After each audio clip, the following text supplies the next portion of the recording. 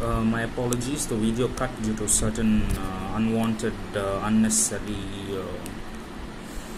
problems. So, forgetting that, let's get straight to the point. Now I'm going to turn this camera for a bit so that you can see what I'm doing. So these are the original samples that I had to work with.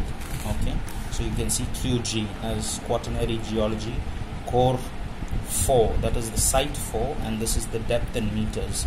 Okay, and this is a set of depths that I have extracted from the Delta Studies Institute, and these are the other cores, that is core 2, and these are the various depths.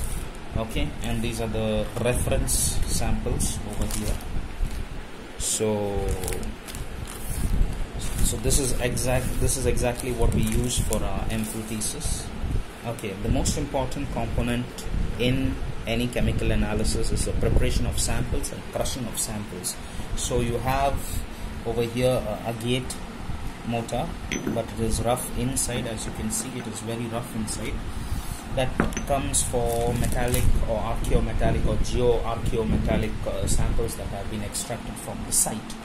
Okay, and the next important instrument are beakers. Now these beakers over here, you can see it's marked over here 50 ml or 20 ml or 10 ml, right up to the biggest level, where you prepare small sample solutions and you place them inside. Maybe a soil analysis, you place them and mark them, and you may even cover them also. And then the next important thing in this analysis is the necessity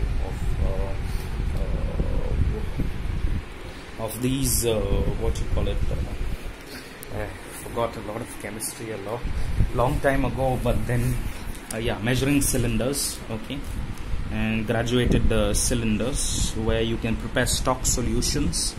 Okay, and you can store them up for content.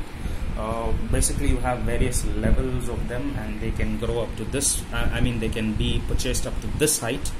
Okay, so that you can get them in the laboratories. You see them in the laboratories, in the geo wet lab laboratories placed over there, if they are going to dilute the unwanted samples and only extract the wanted samples from that.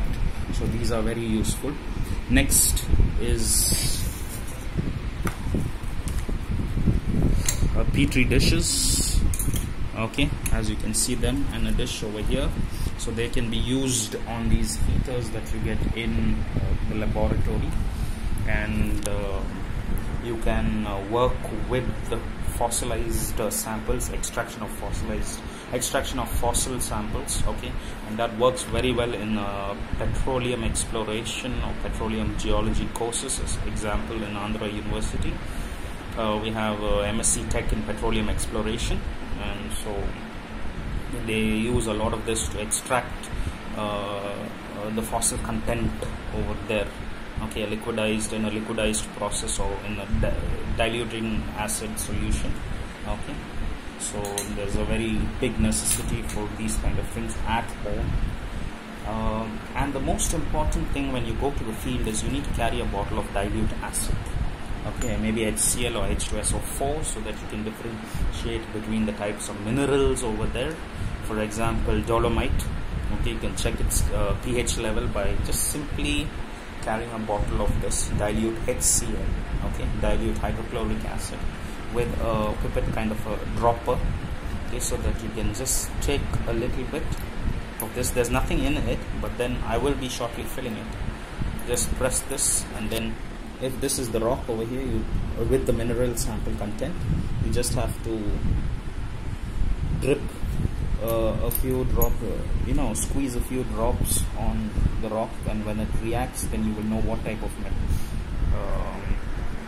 mineral is deposited within the rock. For example, dolomite, as I said, it reacts very well with hydrochloric acid, dilute hydrochloric acid. So this is a very essential geological chemical, okay, in the process of studying the various types of mineral deposition and distributions if you're going on a field trip.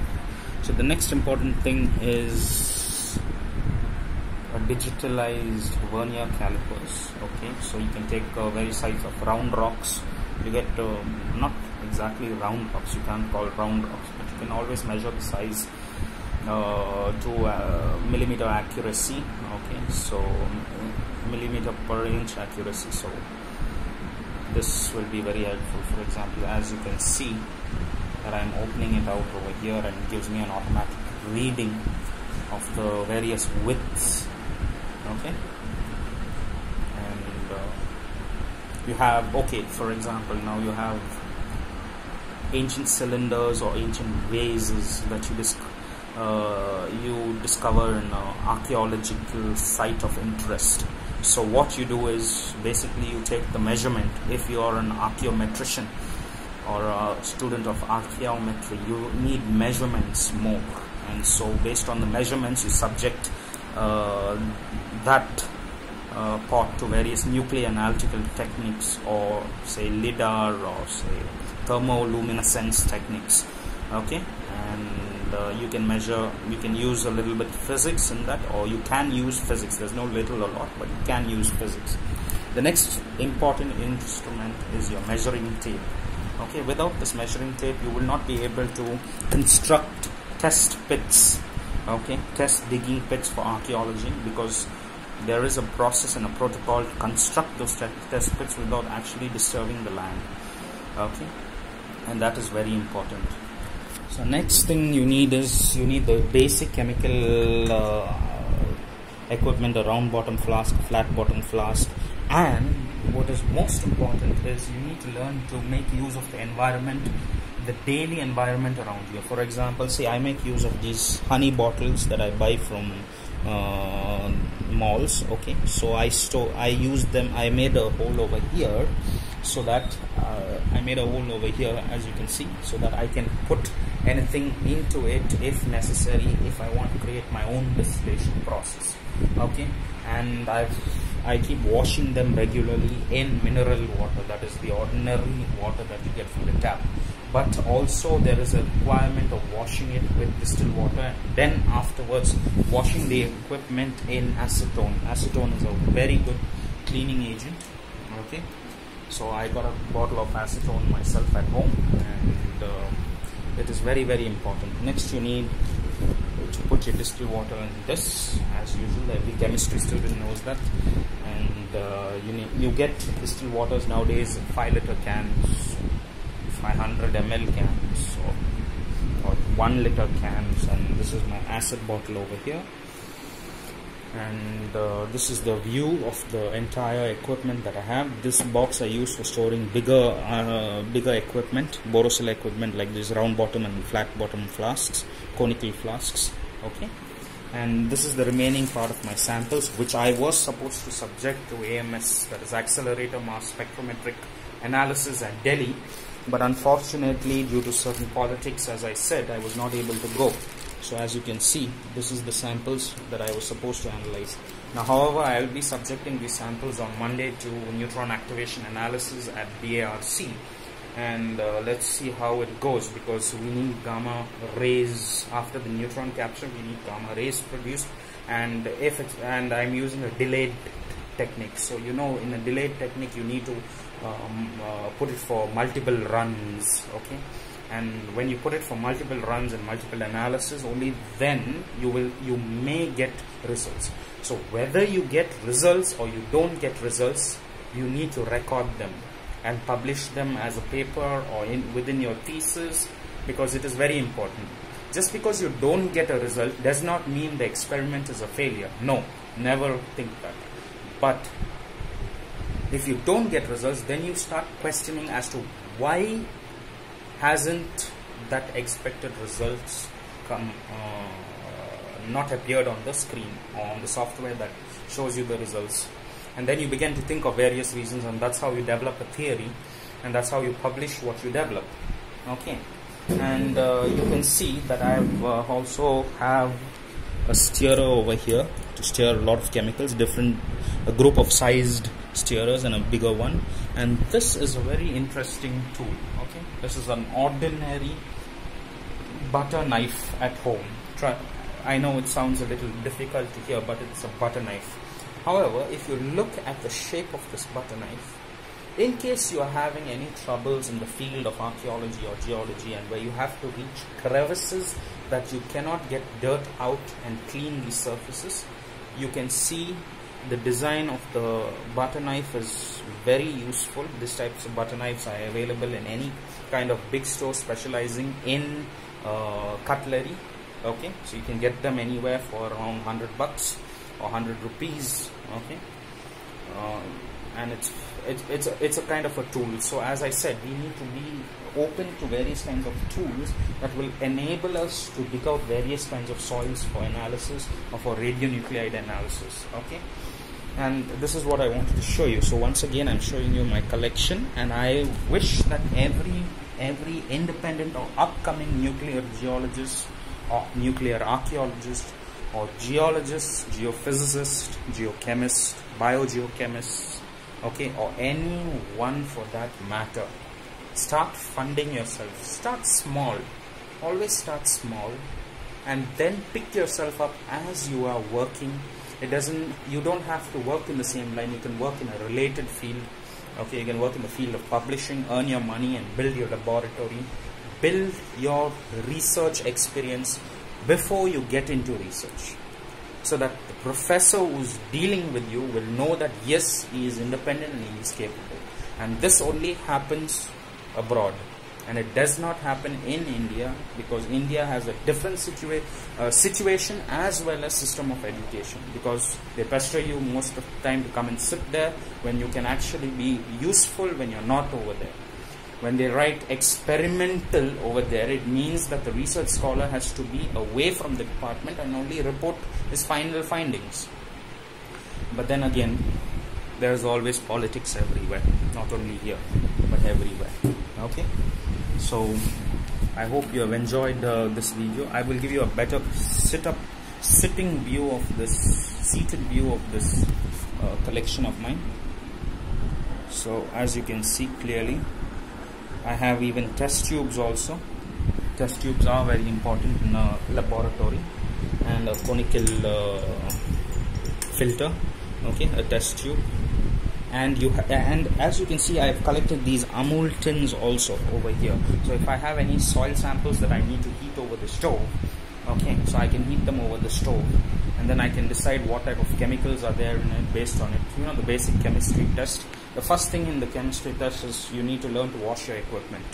Okay, you need to know that your water is running on either sides of the chemistry table. Okay, you have either sinks this side and that side. Okay, imagine if this is the chemistry table, you have a sink attached to a water pipe running and a tap. So if they are working, the next phase is to know what your aim is and to develop on that aim. So once you know and develop and plan out on that aim, then you can proceed.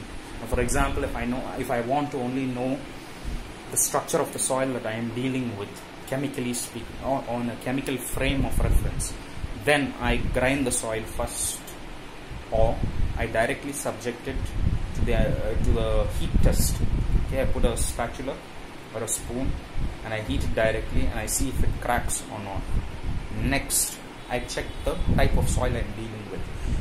Analogically speaking, and this is only an analogy, compare sedimentary type of soils to either amorphous like or crystalline like. So you will know the type of, whether it is formed from whether it's actually sedimentary or whether it's actually metamorphic, that is broken down into soil components that resemble sedimentary rock. So in a way you can differentiate these kind of things. Okay, so make sure you have a proper cupboard over here to keep your stuff, and make sure that everything is in order. So this is the necessity components whenever you are dealing with it. Also make sure you have sufficient plastic boxes over there, so that you can keep bigger stuffs protected from anything rash that could take place, because we have had a lot of gales blowing in Visakhapatnam for a very long time. So always, the point is, always be independent and try to reach the stage of independence. It is a very impossible task. Okay, and in the next video I will talk to you about the land grants and the documentation required in the process of a geological excursion or an archaeological dig, so that you will be aware of what you are supposed to do before entering into the field, because everything starts with that. Because without any proper documentation, you cannot go into a dig site. Okay, it might be seized, equipment might be seized, or anything else. Depends upon it also depends upon the factors of whether you're actually digging an area or whether you're just going to check the dip strike, dip direction, dip angle. You know, that is okay, that doesn't matter. But when you're going to dig using big equipment, large equipment, then that would cause a problem for you. So you need to be guarded on various angles before you go for your research work. Okay. And try to maintain a diary. Okay, try to maintain notes, try to maintain color pencils, as I showed you in the previous videos, so that you can draw out the different types of rocks representation.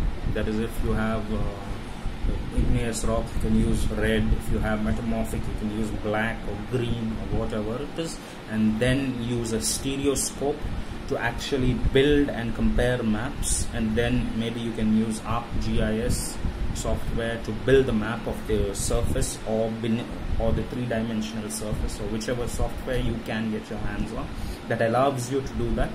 In the other videos I will show you. I will definitely get the ArcGIS software, learn it for myself, and learn it all by myself.